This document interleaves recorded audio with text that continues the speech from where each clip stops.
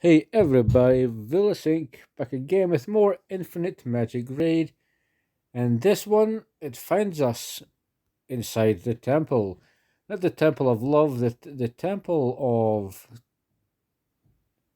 badassery. That's a pretty nice term. When you through your time in the game, you'll accumulate mythic shards, and then you can come in and depending on how quick you get them, you can just pick a lot of champions. For low spenders free to play, like the first mythic champion you choose will be very important, but if you're uh, a spender so forth and you do well, then you could potentially have several of these champions. And something, I mean, I've seen some people do videos and give their opinions and looks and all this stuff. I haven't done it, so I figured we'll take a look through in depth just to look at their kit, what they do. All the silhouettes look badass. I really like Brynhild's. It looks fucking so cool. Uh, but we can't spin it obviously rotated because we don't have the champion. Bit of a shame. So let's just go on with it. Brynhild, Red Mark Dragon Tribe. Yeah, defense base, which is good. I'll take it. She has skill switch, which means she will change form at some point. Like Mutu, he has a skill switch as well. He has a skill set for human form and a skill set that he acquires when he goes to Lycan/werewolf form. But so we've got turn meter control, removal, and counter attack. So already it sounds pretty good. So we get some damage, defense damage to a single enemy, 100% chance when you book it, and to inflict silence and reduce turn meter by 15%. That's pretty decent. Okay, we've got AoE defense damage. And after removing all the buffs, so she strips the buff. Sorry, strips all the buffs off of everybody. Basically, she's a Madam Ceres, and she'll do a shitload of damage, which is really, really strong. I like that as well. Heavy Cannon Defense. What a fucking cool name. Brynhild has two battle forms, Heavy Cannon and Heavy Sword. Her initial form is Heavy Cannon, which reduces the direct damage she receives by 20% and grants an additional 30% effect resistance. Okay. Interesting. So two forms, okay. So switch skill sets. That's maybe we'll think to that one. Heavy sword. Brynhild switches to the heavy sword form. Okay. It's effectively there and there. Okay. Skills cooldown can be reduced or increased by other effects. So we can get books. Acts one extra action turn after she switches to form. So she'll switch form if she gets a turn. So defense based damage. The kit is pretty. The kit's alright. Like. So this is the skill switch, and the first one is 2 stages of defense damage to a single enemy. Afterwards, immortal, damage, immunity, and shield. So basically, you're fucked. If you're immortal, you're still going to die. If you've got damage, immunity, slash block damage, you're still going to take damage, which is very, very cool. For an A1, that's unbelievably strong. Selects an ally and summons Wolf Spirit to possess them for 2 turns, reducing the damage taken by the possessed ally by 40% and counter-attacking the attacker, dealing 200%. Until defense damage from taken, so that's a lot of writing there, and okay, let's just move on. Now we'll come back to it. She does defense damage, but there's a lot of writing going on. A lot of shit happening there. Edgeless heavy sword, yeah, we're just going to move on from it. She deals 20% more direct damage and deals 40% extra crit damage, which is in heavy sword form. That's fucking pretty nice. Very nice, I like it. Brittle switches to the heavy cannon form, the skill, so yeah, it's just so she can decide where she changes to this other form, and then if you book it, she'll get an extra turn. She's got a lot going on. She's like a little Madam Ceres, does damage, strips all your buffs. Yeah, Very interesting. Lucifer is up next. Red Mark. Is it still Doom Legion attack based? We all know he's just a sick as hell damage dealer. I was watching Akhtar and I believe he chose a Lucifer and he does just ridiculous amounts of damage. So Bow is 200% attack damage to a single enemy. When crit is triggered, it loses another attack after killing the target. Attacks to the target with the lowest HP up to 2 times. When attacking the same target, the damage dealt for the second time is 70% of the previous one. Yeah, okay. Fucking hell. 700% attack damage to a single enemy. When it's booked, inflicts feebleness on them and grants stealth for 2 turns. Feebleness increases damage received by 20%. So you're increasing the damage. Stealth is really cool. It's like Veil, where he cannot be targeted, which makes him pretty much strong everywhere. At the start of each turn, Lucifer grants stealth for 1 round. Okay, he was under stealth.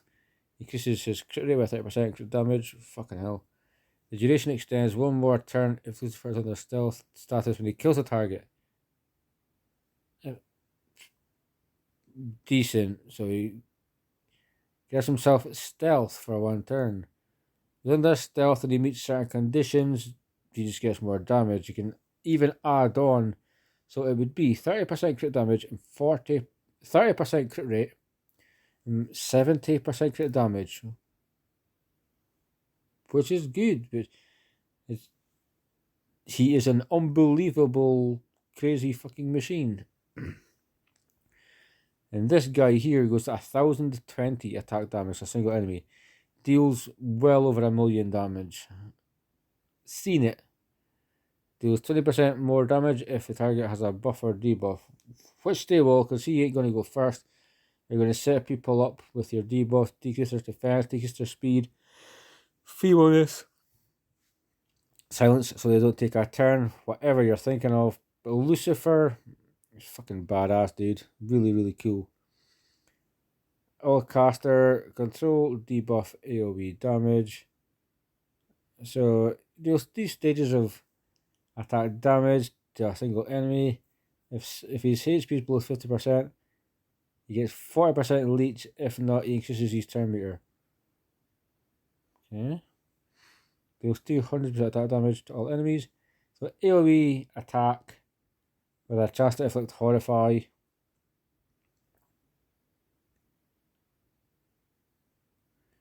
Which is just kind of like a Fear 2 Fear type mechanic. Triumph, all caster gains a layer of Soul of Honor for every 1 enemy died, or 1 enemy dead. Maybe typo. Each layer increases the damage he dealt by 20%, and his effect hit by 20%. Solar Glory, so they stack up to 4 layers. Solar Glory increases his effect hit and all the damage dealt. Okay. He looks interesting for sure. So he increases his attack, he deals damage, AoE, and he has a 40% chance to reduce the defense by 60. So of the 3 so far, I mean, he does decent damage. I think the other 2 slightly offer more, but depending on... I take nothing away from either one of them. They're all probably going to be sick as hell, you know what I mean? Lucia, I've heard she can be a crazy damage dealer. So she'll deal 3 stages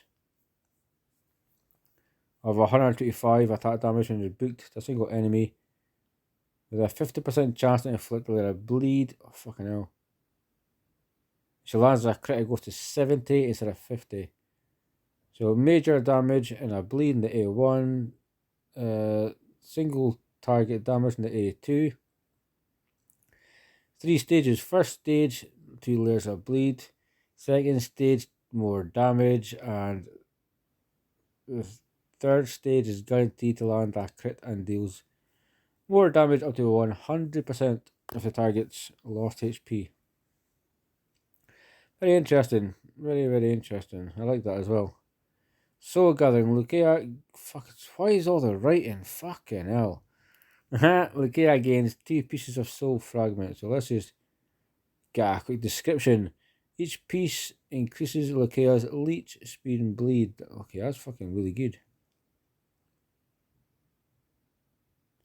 Okay, so she does some sick damage. Alright. So she gains 2 pieces of soul fragment each time she inflicts a kill and gains 1 piece of soul every time she casts a skill. Every piece increases her leech, speed, and bleed. She will merge them into soul core, which has 5, which will increase everything by 15%.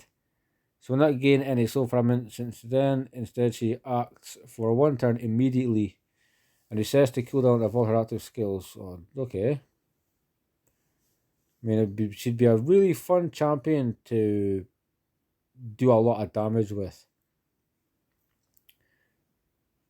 What the fuck? 6 stages of 150% attack damage. So 900% attack damage. When you book it, 4 turn cooldown to 1 enemy. That's a lot of damage, dude. She sounds pretty killer. The first stage inflicts 2 layers of bleed. Oh, decent. She also... Okay, so bleed for 2 turns, and each of the following 5 stages has an additional 50% piercing rate. Bleed is just all those numbers. Look, I wish we could rotate the champions to kind of see what we're looking for, because she does look pretty good. Nita is a poisoner, so attack damage to a single enemy with a chance to land a poison for 2 turns. Restores her HP. Yeah, if every one that a poison the target has. Okay. Deals attack damage to all enemies. So AoE inflicts deep poisoning, which is poison sensitivity. More poison damage, pretty much. Afterwards, deals an additional 160 attack damage, increasing 10% damage for each layer of poison the target has, up to 50%. The additional damage is treated as poison damage. I'm kind of into poisoner, so I think to try a poisoner would be pretty badass. Cast Nita immunity to all dot and converts all poison on her to heal. So you do no damage to her through debuffs. She's got a chance to pursue and attack enemies who have poisons cleansed from them. And she has up to 3 attempts to pursue and attack targets in each of her turn.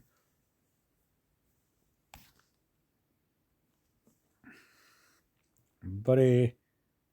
So 3 stages of 100% attack damage to all enemies. So AoE attack, 60% chance to inflict poison.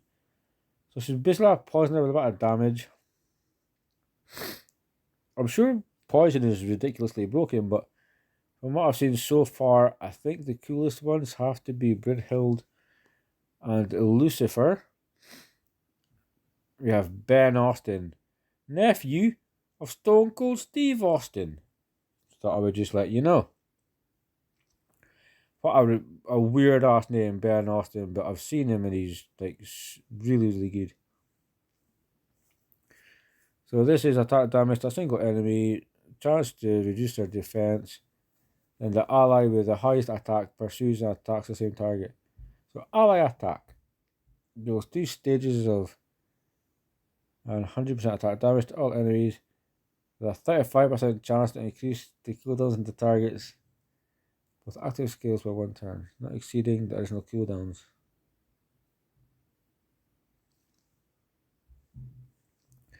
Ben Austin has a 20% chance to cleanse all control debuffs from any ally who falls under control effects. It's passive skill 1, like a 1 turn cooldown, no? Or at level 1. Yeah, there's no cooldown on it, so I think if it takes a turn, it'll just cleanse. King's Majesty removes enemies get stripped of their buffs, or an enemy gets stripped and inflicts res buff on them for 1 turn. Cleanses all controlled effects from all allies and makes them pursue and attack this target. So ally attack again, kinda. An enemy gets everything taken off them. They get an inflicts res buff on them for 1 turn. Cannot be inflicted with buffs. After that, everybody gets cleansed and they just attack. So that's it's like an ally attack champion, which is quite cool, you know, quite decent. Nordak, there's been videos. He looks badass. He's a big chunky dude. And if they're mythic, they've got to have the bigger, thicker armor on. But look at the list of shit he does. I've got 4 there. You know, realistically, it doesn't matter how much there is, but look at Nordak. Look at Ben Austin. There's so much happening here. So we've got shield, cleanse, buff, protection, and damage. So his first one is 380 defense damage, single enemy. So 10% more damage for every 1 type of buff he has.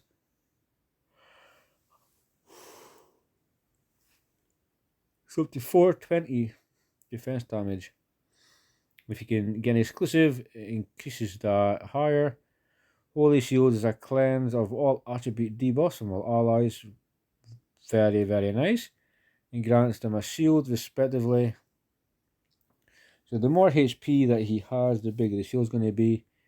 The attribute debuffs getting stripped is pretty nice. I like that. Fucking hell. Defense up, crit damage up, effect res up, consolidation up, speed up, crit up. Let's just see. Consolidation is okay. Just damage reduction at the start of the turn. Nordak has a 60% chance to gain 30% defense, speed, crit rate, crit damage, effect. There's a effect res. Consolidation. For 2 turns, there is a 5% chance to grant one of these bonuses to all his allies. So imagine starting your turn and getting all those buffs. Grants damage immunity to all allies for a turn, then shares all self buffs. You come in with Holy Creature and you put all these buffs on you and you're sharing all buffs. Can you imagine having all those buffs? Jesus Christ. And now I understand, like, I knew Nordak was good, but now I know why there's people that don't pick Luna or Lucifer and they pick Nordak. Because he's insane. She does a shitload of stuff, AoE damage. And Melchio also has a bit of a list here, doesn't he? So, Luna is what a lot of people say, like the first guide I seen for this game, they were saying this will be your first champion, whatever support you've got, regress him, put him into her, and so forth. But I'm not going to tell you to do that. Each account is different. You regress who you regress. But you've got revival, turn meter, heal, cleanse, buff, protection. So much going on. Let's take a quick look. So it shall deal attack damage to a single enemy with a chance to inflict hypnotize for 1 turn if the target's turn meter is no less than 50% if it's below. Restores everybody's HP by 4%. Hypnotize is, yeah, just like a stun or a sleep, but can't move for their turn. Increases all allies' turn rates by 15% and grants res debuff, which is good. So turn meter boost and immunity effectively. In Raid Shadow Legends terms. Meanwhile, grants all allies except the main target stealth. So res debuff and stealth, you cannot be targeted and you cannot be controlled through debuffs. At the beginning of a turn, an ally will gain a layer of heal for 2 turns if heal doesn't work on this ally. There's a 60% chance to reduce 20% incoming attack for 1 turn where she takes direct damage. A healing attack down, exclusives, reduces 40% attack now when heal granted by Luna to pure energy. When that turn starts, each layer of pure energy restores 10% of the max HP, which be significant because this is a champion. You are going to get stupid fucking HP on him. I promise you. They're going to have just silly stats. Cancels all allies, 5 layers of DOT, damage over time debuffs, and all other debuffs. So full cleanse. Stripped, gone, clean, clean ball of health, perfect. Meanwhile, grants them 1 layer of heal for 2 turns, which is always nice. Increases attack of allies of 50% or more HP by 40% for 2 turns, nice. Restores the HP of allies who have less than 50% HP by 20% of Luna's HP. So revive the selected main target by 40% of Luna's HP and increase their turn meter by 40% if the target is dead. So you're going to be healing, exploding turn meter, cleansing, you're going to be reviving, attack up. There's just so much to this champion. She's very, very strong indeed. Madlena. Okay, what do you do? So it's attack damage and single target attack damage. Deals 5% more attack damage to the target for every 1 layer of primordial seed. The buff owner will be crumbled by Madlena. Oh, fucking hell. That sounds really good. That sounds really good. For a layer of primordial seed, target is an inflexible layer. So as you push that buff on, it just crushes you.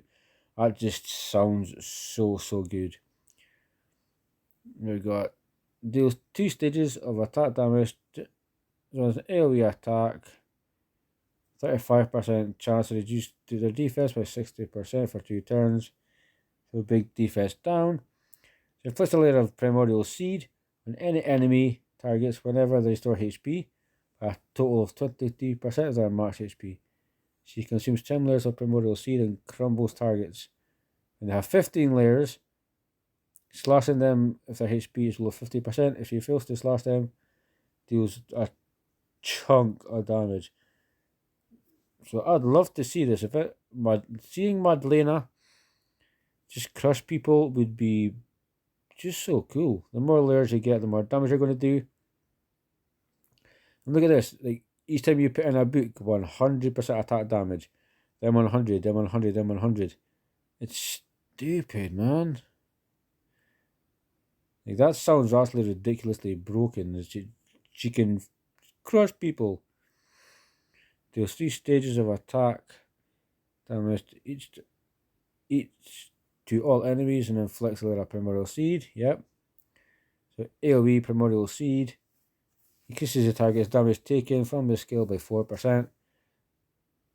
So the more layers of primordial seed you get, the more damage you're going to get.